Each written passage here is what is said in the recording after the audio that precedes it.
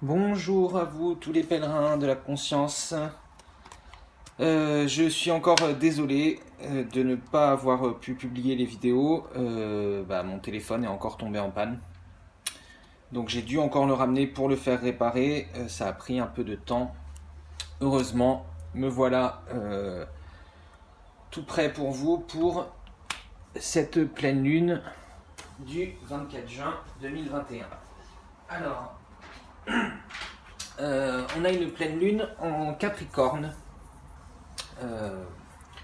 pour ce jeudi 24 juin. Donc une pleine lune qui est dans un signe de terre. Le Capricorne est un signe de terre. C'est un signe qui va nous parler de concrétisation, de solidification, d'enracinement, de réalisation de ce qui doit sortir.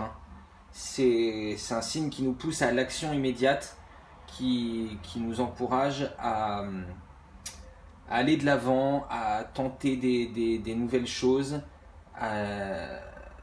et à saisir les opportunités de l'univers pour pouvoir construire ses fondations et réaliser sa mission de vie. C'est un signe qui encourage à se réaliser pour être en sécurité. Un signe qui nous encourage à être nous-mêmes pleinement, à se diriger vers nos rêves, à se réaliser en nous mettant en relation avec notre âme, notre sagesse intérieure. Il va aussi nous enseigner à lâcher des croyances limitantes, à lâcher le souci de perfection, l'intransigeance, les restrictions, les retenues qu'on a envers nous-mêmes. Parce que c'est un signe qui est gouverné par la planète Saturne.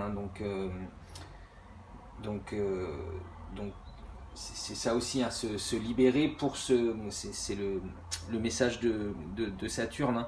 C'est construire quelque chose, se libérer pour construire des fondations, réaliser sa mission, comme je vous le disais.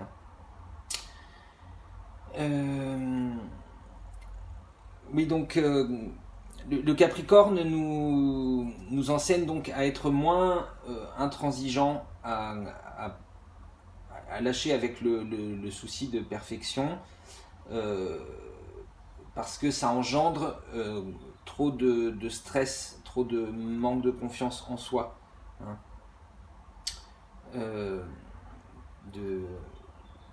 C'est un signe qui nous enseigne qu'il est nécessaire de prendre du plaisir dans tous les aspects de notre vie. Et pour se libérer. Voilà. Quoi d'autre à propos du Capricorne? Il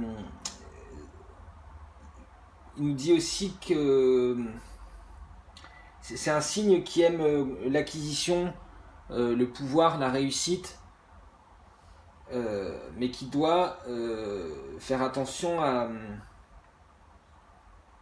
faire l'équilibre entre sa vie personnelle et sa vie professionnelle. Sa vie professionnelle, elle doit être construite autour de sa famille, de ses relations, parce que ça doit être prioritaire pour un Capricorne. Ça doit être prioritaire, sinon il se perd. Le Capricorne, alors c'est un signe aussi, on peut avoir beaucoup de signes justement de synchronicité. Donc il faut faire attention à ça. On peut avoir beaucoup de signes pour nous guider, pour nous aider à articuler clairement nos désirs et nos besoins. Sinon, au niveau mental, comme je vous le disais, il peut y avoir beaucoup de stress et d'angoisse, voire même de dépression avec le Capricorne, qui sont souvent engendrés par ce désir de perfection, ce désir de réussite qu'on n'arrive pas forcément à concrétiser. Donc ça peut engendrer beaucoup de stress, beaucoup d'angoisse, voire même de peur, qui peuvent nous couper de nos émotions. Donc il faut faire attention à ça. Hein. Comme je vous le disais, c'est un signe de terre, un signe d'enracinement. Donc il faut se centrer, il faut vivre dans l'instant présent. Hein. Parce que la peur et l'angoisse, elles n'existent pas réellement, ce ne sont que des projections en fait qu'on se fait à propos de l'avenir, hein, ou du passé. Des choses qu'on regrette dans le passé, des projections qu'on fait sur l'avenir, alors qu'en fait dans l'instant présent la peur elle n'existe pas. Hein. Du coup ça peut engendrer au niveau physique des problèmes de digestion. Hein. De digestion, de mal au ventre, d'intestin en général. Et c'est aussi le Capricorne, ça gouverne les os, le squelette, les articulations, les cheveux et la peau aussi. Donc on peut avoir en tout cas si on se refuse à voir les signes et les synchronicités et qu'on se dirige vers des choses qui ne sont pas ce qu'on a vraiment envie en fait, hein. Comment dire,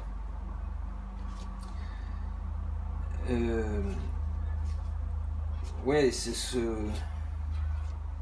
qu'on, si on se dirige pas vraiment vers sa mission de vie, on peut avoir des problèmes articulaires, particulièrement au niveau des genoux, hein, qui sont en fait une façon du corps de nous dire qu'on n'arrive plus à avancer, qu'on n'arrive plus à aller vers de l'avant, à aller de l'avant, ou en tout cas qu'on se dirige pas dans la bonne direction. Hein. Alors ça peut être quelque chose d'aussi simple que, vous savez, le genou qui, vous marchez et d'un seul coup votre genou faiblit. Hein. Ça peut être des choses comme ça, des signes qui vous disent que vous ne prenez pas la bonne direction. Donc voilà, il faut être attentif à ça aussi. Alors, donc voilà, pleine lune. Donc c'est le bon moment pour vous, si vous avez des pierres comme l'améthyste ou le quartz rose, hein, qui se chargent à la lune. Même d'ailleurs la tourmaline noire. Alors je n'ai pas retrouvé ça dans mon dictionnaire de la lithothérapie, mais j'ai lu sur plusieurs sites que si on la rechargeait au soleil, la tourmaline noire avait plus un effet diurétique que protecteur contre les perturbations électromagnétiques. Et que c'était l'inverse, si on la rechargeait à la lune, elle nous protégeait plus contre les perturbations électromagnétiques. Voilà, la pleine lune c'est aussi un moment de gratitude. Si vous avez posé des intentions à la nouvelle lune, c'est le moment d'être en gratitude, de dire merci. Même si vous n'avez pas encore vu les effets de ces intentions que vous avez posées, hein, faites comme si ces intentions elles avaient été exaucées par l'univers et demandez merci. Voilà. Alors, on va pouvoir commencer à voir ce qu'elle va nous apporter cette pleine lune. On va commencer avec l'oracle de l'esprit animal. On va voir combien de cartes on va voir.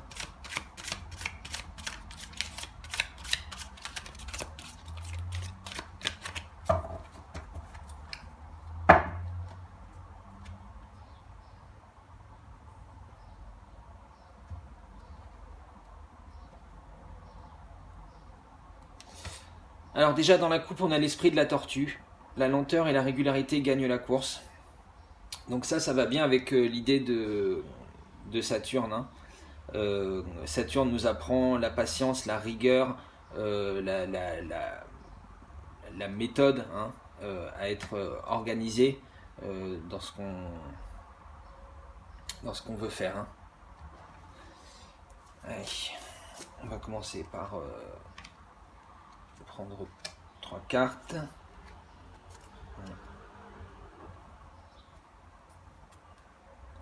En dos de deck, on a l'esprit de la panthère. Revendiquez votre pouvoir.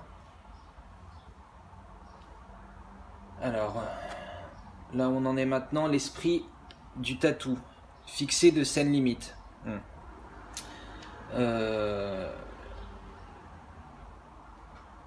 Là, je ressens que c'est plus au niveau du professionnel. Au niveau du professionnel, justement, comme je vous le disais, essayez de trouver une balance entre son pro et son perso.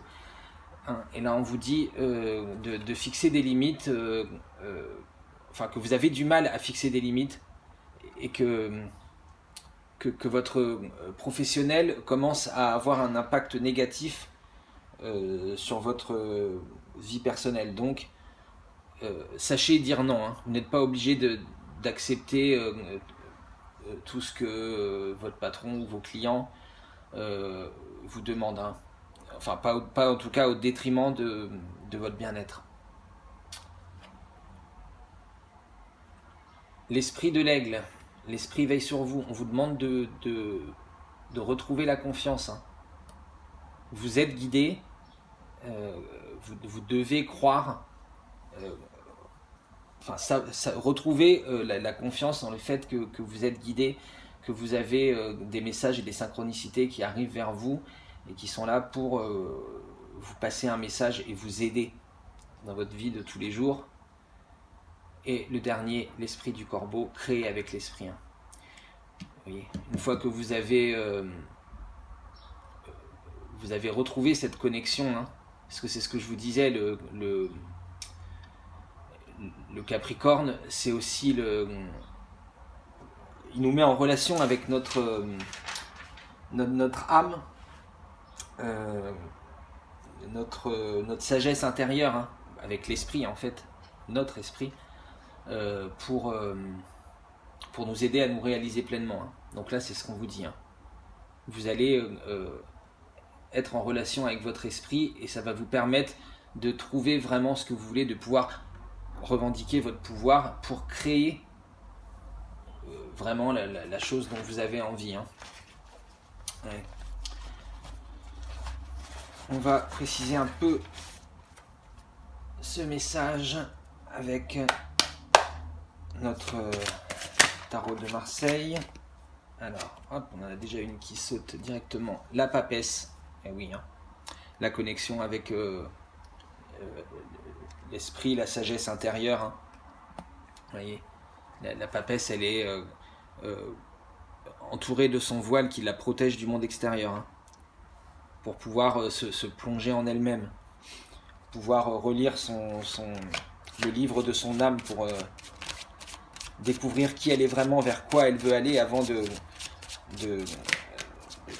construire vraiment son projet. Elle est à la recherche de sa mission de vie.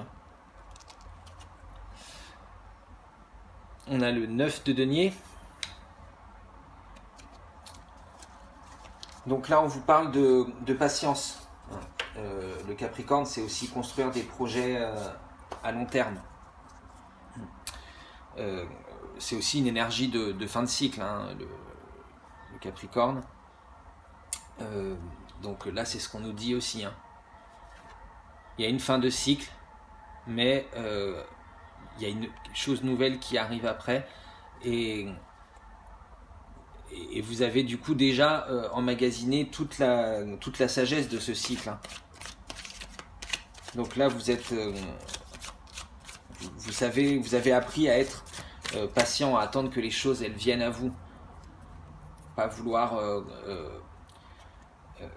enfin, pas forcément qu'elles viennent à vous. C'est pas... Il faut pas attendre sans rien faire, mais attendre le bon moment pour qu'elles viennent à vous, parce que il faut pas toujours forcer les choses.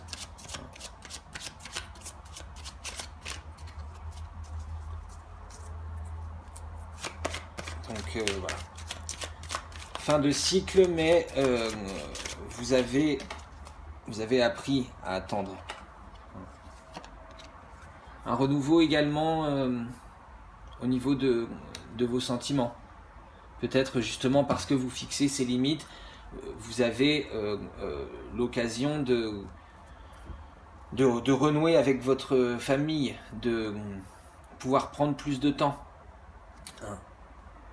Parce que là, comme je vous le disais, la patience, là vous avez peut-être un projet qui est en cours et qui vous a un peu miné votre vie personnelle, familiale, relationnelle, parce que vous étiez impliqué à fond dedans. Hein. Mais là on vous dit maintenant, vous avez fait tout ce qu'il y a à faire, vous êtes en fin de cycle, et il faut juste la patience que ce projet arrive à son terme. Hein. C'est aussi ce que nous enseigne Saturne, qui est la planète du Capricorne.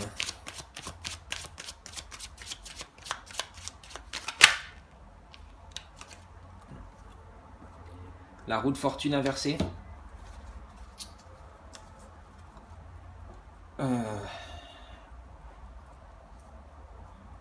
Là c'est pareil, hein, on vous dit qu'il ne faut pas hésiter à saisir des opportunités quand même. Il ne faut pas non plus complètement se laisser porter. Donc il y a des opportunités à saisir. Vous avez résolu une énigme émotionnelle. Mais maintenant il faut saisir l'opportunité, aller vers des nouvelles choses, se réinventer, se redécouvrir, hop, voilà. On a le 5 de bâton à l'envers pour finir. Oui, vous voyez, là il y a j'ai une impression qu'il y a quelque chose que vous avez peur, une opportunité qui se présente à vous, un nouveau chemin qui s'ouvre et que vous avez peur de prendre. Hein. Mais là, on vous dit bien, l'esprit veille sur vous et crée avec l'esprit. Donc, il faut saisir cette opportunité. Il ne faut pas se laisser emporter, comme je vous le disais, par la peur et l'angoisse qui peuvent vous bloquer parce qu'elles n'existent pas dans l'instant présent où vous avez cette opportunité là. Hop, il faut la saisir parce que ça se représentera pas, hein, et c'est quelque chose qui vous amène vers votre véritable vous-même. Hein. Ouais, c'est quelque chose qui peut vous révéler à vous-même, mais que vous avez peur d'emprunter, un nouveau chemin que vous avez peur d'emprunter parce que c'est différent de ce qu'on vous a enseigné, c'est différent de ce que vous avez créé jusqu'à aujourd'hui, les fondations que vous vous êtes créées. Hein. Mais justement, en fait, si vous avez créé ces fondations, bah, c'est justement pour pouvoir commencer à faire des nouveaux étages, à vous élever toujours plus haut, à aller vers quelque chose de nouveau à chaque fois. Alors, on va regarder avec le tarot de l'amour, qu'est-ce que cette pleine lune va nous amener au niveau relationnel et sentimental.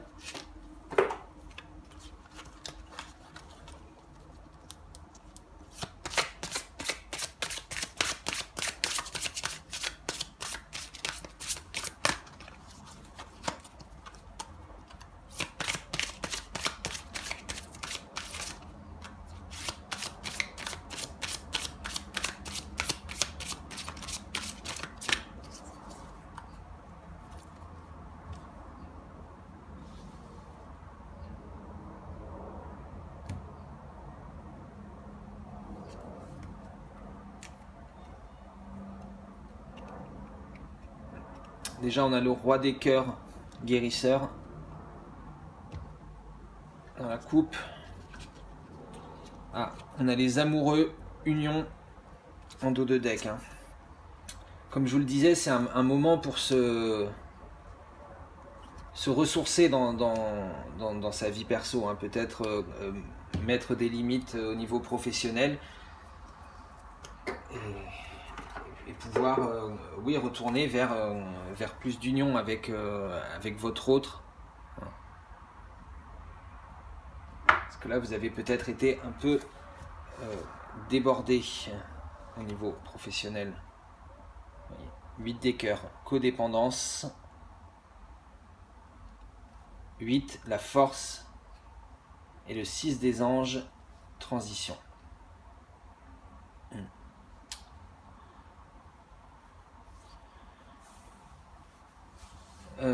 Ouais, là on voit que il y a une forte avec les amoureux hein, en dos de deck là. On voit qu'il y a une très forte union entre vous, quelque chose de vraiment ouais, une codépendance, hein, quelque chose de très fort, une union très, très intense, très intime. Alors ça peut être avec des amis aussi, hein, vous avez une dépendance, une codépendance avec vos amis. Alors après, le mot dépendance paraît un peu péjoratif, mais ce qu'on peut vouloir vous dire, c'est que vous avez besoin de gens, de ces gens-là dans votre vie. Hein. Et on vous encourage à revenir à ce sentiment, à retrouver ce sentiment. Hein. Parce que c'est ça qui va vous amener la force dont vous avez besoin dans votre vie de tous les jours. C'est justement ce relationnel, ces gens avec qui vous êtes en union. Hein. Vous voyez, on dirait que c'est les mêmes personnages d'ailleurs, hein, il y a la même couleur. C'est cette union où vous êtes avec cette personne, cet autre ou cet ami, c'est ça qui vous donne votre force. Hein.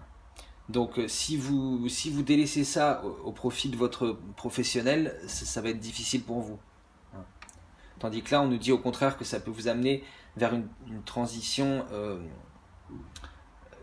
dans vos sentiments, hein, vers quelque chose de nouveau. Vers, puisque le Capricorne est une fin de cycle, hein, vers un renouvellement des sentiments en tout cas, hein, une nouvelle, encore plus d'union, pouvoir se retrouver, enfin pouvoir être fusionnel.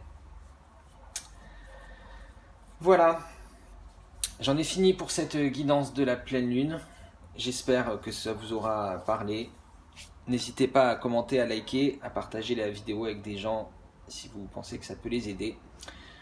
Moi j'étais très content de vous retrouver et j'espère pouvoir faire la vidéo de ce week-end sans que mon téléphone tombe en panne. Je vous fais d'énormes bisous à tous et je vous dis à bientôt.